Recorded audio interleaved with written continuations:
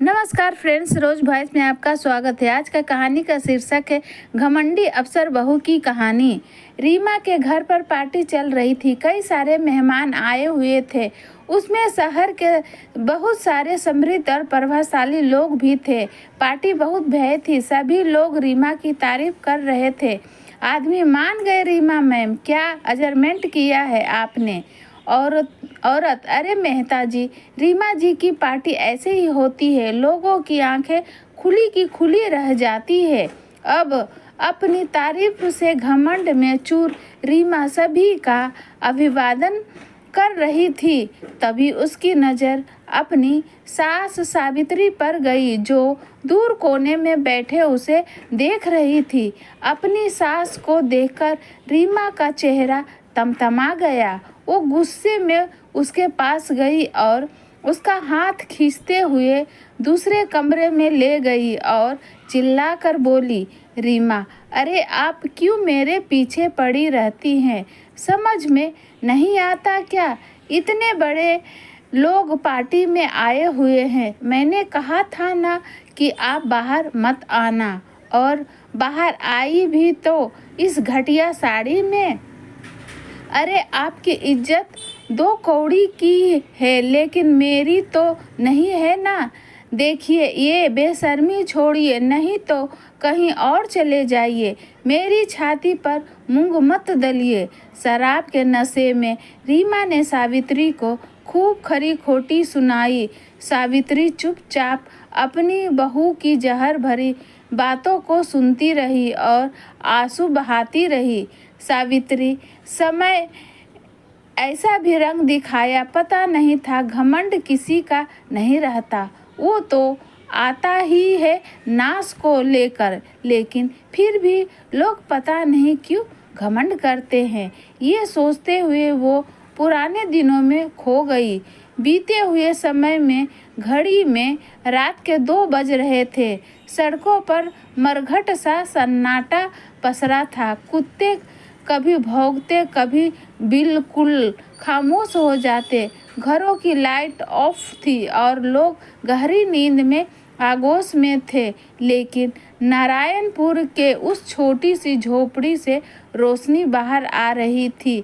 65 साल की सावित्री मशीन पर बैठे कपड़े सी रही थी। सावित्री, अभी भी काफ़ी काम बाकी है। कल दोपहर तक मुझे ये सूट किसी भी हालत में रागनी मेम साहब को देना है। सावित्री की बूढ़ी आंखों में नींद थी। उसके हाथ थक भी रहे थे, लेकिन उसे रुकना कहाँ था। हालांकि कुछ देर बाद नींद उस पर ज़्यादा हावी होने लगी। वो उठकर गई और अपनी आँखों पर पानी के छींटे मारने लगी। यह देखकर उसकी बहू रीमा, जो सावित्री के पास ही बैठी पढ़ाई कर रही थी, उसने कहा, रीमा माँ जी, आप थोड़ी देर आराम कर लेती। मैं देख रही हूँ कि आपको नींद आ रही है। सावित्री, अरे नहीं नहीं बहू, मुझे नींद नहीं आ रही है। मुझे यह काम कल तक ख़त्म करना ही है। देख, तू परेशान मत हो और तू अपनी पढ़ाई कर। तेरी परीक्षा नज़दीक है ना? तेरी तैयारी तो सही से हो रही है ना? रीमा, हाँ माँ जी, तैयारी तो हो ही रही है। अब देखिए परीक्षा का रिजल्ट कैसा आता है। वैसे भी मैंने तय कर लिया। सावित्री, क्या तय कर लिया है रीमा? यही कि अगर इस बार मेरा सिलेक्शन नहीं हुआ तो मैं आगे परीक्षा नहीं दूंगी। मैं आपके काम में हाथ बटाऊंगी। उसकी बातें को सुनकर सावित्री ने उसके मुंह पर अपनी उंगलियां रखी और कहा, सावित्री बहू, ऐसा भूल कर भी मत कहना। क्यों नहीं होगा तेरा? क्यों नहीं करेगी तू पास? परीक्षा जरूर करेगी। अरे इतनी मेहनत करती है तू। मेहनत करने वालों की कभी हार नहीं होती। सावित्री अपनी बहू रीमा को सगी माँ की तरह प्यार करती थी। 1 साल पहले की बात है। Flash bank. रीमा अपने पति राजेश और सावित्री के साथ एक रिश्तेदार की शादी में ट्रेन से जा रही थी। रीमा अगर सही समय पर रिजर्वेशन नहीं मिला होता तो भारी मुसीबत हो जाती। सावित्री, बहू वो लिट्टी रखी थी ना तूने? रीमा, हाँ माँ जी, रख ली थी। ट्रेन अपनी गति से चले जा रही थी। उनको शादी में सबलपुर जाना था, लेकिन सबलपुर पहुंचने के 1 घंटे पहले ट्रेन का भयानक एक्सीडेंट हो गया। हर ओर चीख पुकार मच गई। एक्सीडेंट में कई लोग मारे गए। राजेश भी काल के समुद्र में समा गया। सावित्री और रीमा भी इस एक्सीडेंट में घायल हो गए थे, लेकिन रीमा और सावित्री को इस दुर्घटना ने ऐसा जख्म दिया था जिसका दर्द वो ताउम्र नहीं भुला सकती थी। रीमा, अरे कई लोग मर गए तो फिर मुझे क्यों जिंदा छोड़ दिया? भगवान, आपने क्यों? राजेश के बिना मेरे कैसे जिंदगी जीऊंगी? सावित्री, हिम्मत रख बहू, हिम्मत रख। होनी का लिखा कौन मिटा सकता है? अपने इकलौते बेटे की असमय हुई मौत ने सावित्री को तोड़ दिया था। रीमा की भी जीने की इच्छा खत्म हो गई थी, लेकिन इसके बावजूद जीना तो था ही। सावित्री, बहू, पता है जीवन का सत्य क्या है? यह रुकता ही नहीं है। जब तक हम संसार में रहेंगे तो चलना तो पड़ेगा ही। रीमा, लेकिन माँ जी कैसे चलेंगे? सहारा तो चला गया, अब जीने की इच्छा ही नहीं रही। सावित्री, बहू, राजेश का जाना सच में अंतहीन पीड़ा वाला है, लेकिन जीना तो पड़ेगा ही, क्योंकि वो जहाँ भी है, अगर वो हमें दुख में देखेगा तो क्या वो खुश रह पाएगा? हमें उसके लिए जीना होगा।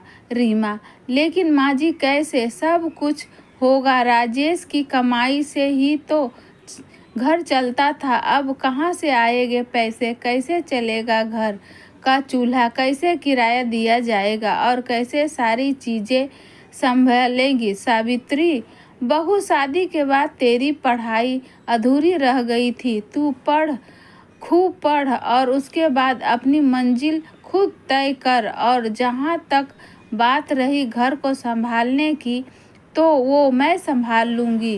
राजेश के पिता तो जब राजेश 6 साल का था तभी गुजर गए थे, लेकिन मैंने हिम्मत का साथ नहीं छोड़ा।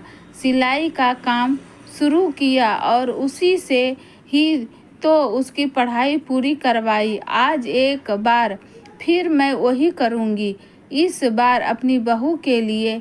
उसकी बात को सुनकर रीमा ने कहा, रीमा माँ, क्या ये अच्छा लगेगा कि आप इस उम्र में काम करेंगी? नहीं नहीं, सिलाई कढ़ाई मैं कर लिया करूँगी, मैं संभाल लूँगी।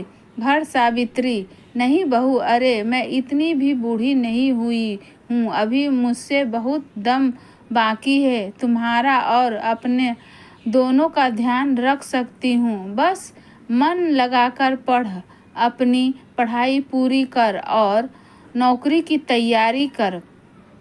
सावित्री सिलाई का काम करने लगी और रीमा ने अपनी अधूरी पढ़ाई को पूरा करना शुरू किया। उसकी कॉलेज की फीस, किताबें, कॉपियाँ, नोट्स, घर का खर्च चलाना, अब सब कुछ सावित्री के कंधों पर था, इसलिए वो खूब मेहनत करती थी। धीरे धीरे सावित्री की मेहनत और रीमा की लगन के कारण उसने एमए की परीक्षा फर्स्ट क्लास में पास की। रीमा, ये सब आपका आशीर्वाद है माँ, नहीं तो मैं तो हिम्मत ही हार चुकी थी। सावित्री, अरे मेरा आशीर्वाद तो हमेशा तेरे साथ है, लेकिन मेरे आशीर्वाद से ज़्यादा तेरे कठिन परिश्रम ने अपना रंग दिखाया है। रीमा, माँ जी, कठिन परिश्रम तो आपने किया है मेरे लिए। पढ़ाई पूरी करने के बाद रीमा नौकरी के लिए परीक्षा देने लगी, लेकिन हर बार 1 या 2 नंबर से उसका सिलेक्शन छूट जाता। एक बार तो वो इंटरव्यू तक पहुंच गई थी, लेकिन फाइनल उसका नहीं हुआ। इसलिए सीमा थोड़ी परेशान और हताश हो गई थी और वो अब और परीक्षा नहीं देना चाहती थी, क्योंकि परीक्षा के फार्म में भी महंगे आते थे। सावित्री, जब मैं हूँ तो फिर चिंता किस बात की बहू? तुम बस अपनी मंजिल पानी है, हौसला नहीं छोड़ना है, क्योंकि हौसले की जिसने छोड़ा मंजिल खुद उसकी नज़रों से ओझल हो जाती है। आखिरकार सावित्री के विश्वास और रीमा की मेहनत का फल कुछ इंतजार के बाद मिल गया। रीमा का सिलेक्शन सरकारी ऑफिसर के पद पर हो गया। उस दिन तो सावित्री रीमा को पकड़कर इतना रोई कि रीमा को कहना पड़ा, रीमा माँ जी, अब तो हमारे दुख के दिन खत्म हो गए। आपकी तपस्या का फल आपको मिल गया। फिर आपकी आंखों में इतनी सारे आंसू क्यों? सावित्री, ये आंसू जमा थे बहू, बहुत दिनों से ये सब्र के आंसू है, और जब सब्र में खुशी मिल जाती है ना, तो फिर ये आंखों के पोरों का बांधा तोड़ने पर उतारू हो जाते हैं। आज मैं बहुत खुश हूँ, बहुत ऐसा लगा कि सावित्री और रीमा की जिंदगी में सब कुछ ठीक हो गया। लेकिन जिंदगी एक और अध्याय लेकर सावित्री के सामने खड़ी होने वाली थी। जिस बहू के लिए उसने दिन रात की परवाह नहीं की, रात दिन मेहनत की, वो बहू अब बदल गई थी। घमंड उसमें फूट फूट कर भर गया था। अफसर की नौकरी के आगे वो किसी को कुछ नहीं समझती। ऑफिस में भी लोगों से बदतमीजी से बात करती, काम के बदले घूस भी मांगती और नहीं देने पर उन पर अपना रौब जताती। एक दिन की बात है, रीमा ऑफिस में बैठी है और वो किसी औरत को डांट रही है। रीमा, अरे दिमाग खा गई हो तुम तो मेरा? दूर हटो मुझसे। कहाँ से चले आते हैं औरतें, आप गुस्सा क्यों होती हो? मैं तो अपने हक के पैसे मांग रही हूँ, वो भी मैं नहीं मांगती, लेकिन क्या करूँ? अगर वो पैसे नहीं मिले तो हमारा परिवार बिखर जाएगा। मेरा एकलौता बेटा रेल दुर्घटना में मारा गया, वो अकेला कमाने वाला था। मेरे परिवार में सोचा मुआवजे से जो पैसे मिलेंगे उससे एक सिलाई मशीन खरीदूंगी और अपने परिवार का पेट पाल लूंगी। मेरे मुआवजे के पैसे के लिए भी आपको पैसे चाहिए? मैं कहाँ से दूं पैसे? मेरे पास तो फूटी कौड़ी भी नहीं है। ये कहकर वो औरतें रोने लगी। उसकी गर्भवती बहू जो वहाँ खड़ी थी, वो अपनी सास को चुप कराने लगी। अपने सामने ये दृश्य देखकर रीमा अपने पिछले दिनों में पहुंच गई। सावित्री का चेहरा उसकी आंखों के आगे घूमने लगा। उसे अपनी तपस्या याद आने लगी। न चाहते हुए भी उसकी आंखों से आंसू का सैलाब बाहर निकल आया। रीमा, आज मैं जो कुछ भी हूँ सब माँ जी के कारण हूँ, और जब मुझे सब मिल गया तो देखो कैसे घमंड ने मुझे अपना दलदल में फंसा लिया। माँ जी को नीचा दिखाया, ज़रूरतमंदों को नीचा दिखाने लगी। ये सब क्या करने लगी मैं? क्यों मुझसे गलती हुई है, भारी गलती। मुझे ये गलती सुधारनी है। रीमा ने उसके मुआवजे की फाइल तुरंत पास की और ऑफिस से अपने घर को निकल गई। घर पहुंचकर वो सीधा अपनी सास के कमरे में गई। उसकी सास लेटी हुई थी। उसने उसके पांव पकड़ लिए और उनसे माफ़ी मांगने लगी। रीमा, माँ जी, मुझे माफ़ कर दीजिए। पता नहीं मुझे किस बात का घमंड हो गया था। अरे सब कुछ तो आपका दिया है, आपके चलते लोग मुझे जानते हैं, लेकिन मैं ये भूलकर खुद को ही सब कुछ समझने लगी। मुझे माफ़ कर दीजिए माँ जी, प्लीज़ कर दीजिए।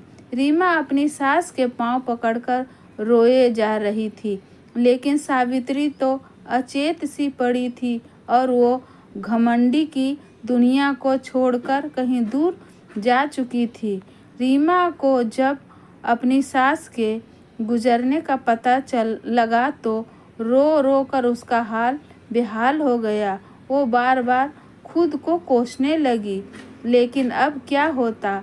हालांकि अब उसे जीवन की सबसे बड़ी सीख मिल गई है, घमंड से दूर रहने की सीख भी।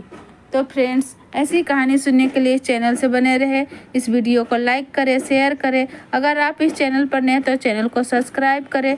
नमस्कार।